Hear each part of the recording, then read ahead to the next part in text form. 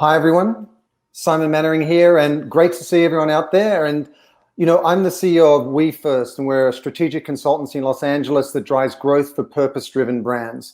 And I'm super excited to introduce Martin Whitaker today, who is the founding CEO of Just Capital, which is this really important organization that since 2013 has been, measuring and ranking corporate, the largest companies in America in terms of the issues that Americans care about most. Why? So that they can leverage that data and knowledge to make informed decisions. And so there's going to be a couple of questions I want to ask Martin at the end of what he's going to share with us. But let's first dive into some of that data. Martin, I'd love to pass over to you and let you walk through some of the latest insights about what people think about the companies we all care about. Thanks, Simon. Thanks, Lynn. Thanks, everyone, for giving us a chance to showcase the work that we do. You're absolutely right. We're the only independent nonprofit that tracks big corporations on the issues the public cares about. And we can think about what we do in three ways. I'm going to walk you through some slides just in 1 second, just to give everybody a level set on what we found. But basically, we do a lot of survey and polling work of the public all around the country. Every year, we polled well over 100,000 people on what do people care about when it comes to corporate behavior, what matters, what are their priorities, what are their values. We then track how big companies do on those things on a very data-driven, objective way. And then the third thing we do is we package that up and issue that in the form of rankings, tracker, data, raw data. We build investment products. We support media and content. So we're really in the business of change. That's what Just Capital is, a 501c3 nonprofit. That's what our mission is, to build a more just economy in America that works for more people. And frankly, you can't do that without the private sector. So that's the mission. If we could showcase, just move forward one of the slides. Thank you. So this year was overwhelmingly, no matter who we talked to, where we went in the country, there was overwhelming support for this notion that business is at an inflection point. American societal expectations of business are changing, and that it's a moment for reset. People feel as though now is the time. We've all had our own sort of private pandemics, and this is a moment where that journey, we think, can be used to really create a change in the way we do business. Next slide. One of the things that came shining through in our research work as well this year is that the public expects CEOs to take a stance. It's no longer really acceptable for companies to be silent. You can see the results here in 2020. The percentage of respondents who thought that CEOs have a responsibility to take a stand on social issues shot up.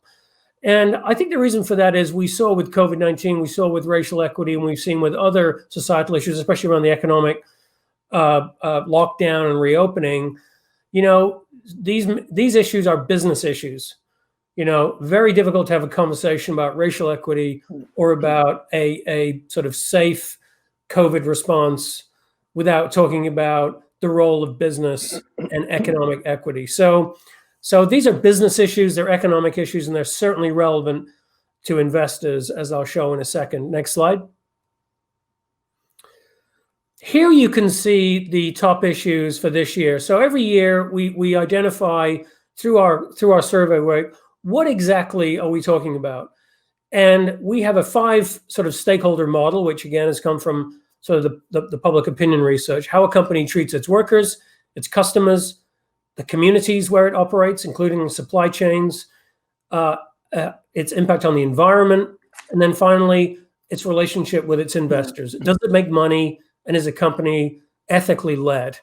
And here you can see color-coded to each of those 5 stakeholder categories, the specific issues under each stakeholder category, and they're weighted according to preference, public preference, prioritization. This is on a sort of an aggregate basis across all the demographic groups that we poll. And the number one issue, as you can see here, is pays a fair, livable wage. The number one attribute of a just company in 2020 is paying a fair and livable wage. And then, of course, we then at Just Capital measure companies on how they're doing on that and all those other issues that you can see there. Next slide. Really, this is the upshot of that work. What we found, on the right side, you can see the list of the top companies.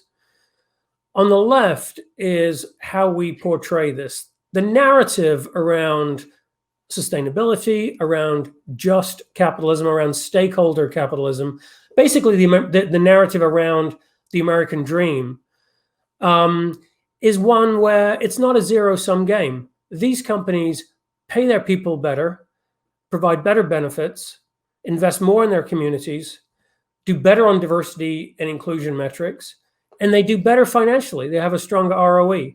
And we try to tell that story, that this is a game where business now is able to prosper because of their leading performance across social issues, which then manifests in greater business performance. And our data and our analysis supports that thesis. Next slide. And I'll finish on this. This is our flagship index. This takes the best companies in every industry and essentially has created an index, which we've licensed in 2018 to Goldman Sachs. This is a live ETF, exchange traded fund you can buy on the New York Stock Exchange. We launched there back in the summer of 2018. And it's outperforming the benchmark. Every index we produced, we looked at how companies that went into the pandemic, whether companies that were more proactive in addressing needs of workers, how they did compared to their peer group. And the bottom line is, they kicked the stew out of those companies. Their financial performance was remarkable in terms of its sort of leadership. And we sort of feel like unpacking that is a lot of common sense. It stands to reason that companies that treat stakeholders well will do better from a business standpoint. So that's really the central message here is, you have to track these things. You have to supply the market with good information so that people can make better decisions. So Simon, happy to have a discussion on any of those issues. Well, obviously, this slide in particular really is exciting for everyone to realize that these just companies are enjoying greater growth than the benchmarks, which begs the question, what is the gap between the reality of executing against stakeholder capitalism, and what we currently see going on? So what's that gap? And, what is the number one action anyone in a C-suite can take to start addressing that gap so they can unlock those returns and ultimately that impact? Well, there is a gap, and part of the problem is there are different takes on what stakeholder capitalism, stakeholder performance even means. So I think an agreement on that gets everybody on the same page. Right. In terms of actions companies can take, I think my advice would be just know, how are you doing on the issues that are most important to your stakeholders, your workforce, your customers, the communities where you operate, your environmental impact? Where are you on that? And are you measuring that on an ongoing basis? What you don't measure, you can't manage. Any board member, any C-suite member, any leader in a corporation needs to know, how are they doing on meeting the needs of their stakeholders across those performance criteria? And with that number one issue being a fair living wage and so on, what is the number one way that people watching this or companies can actually put this data that you've shared to work? How can they actually leverage it? Well, I would say, there's obviously leverage in terms of a company's brand. Every company is really working hard to articulate its purpose and to make that real for their stakeholders. I hate to identify one thing that would work for every company, because I just haven't found that to be the case. Sure. But I would say this: when it comes to pay a living wage, there are millions of workers at large corporations who fall below a local living wage threshold. These employees are experiencing financial hardship.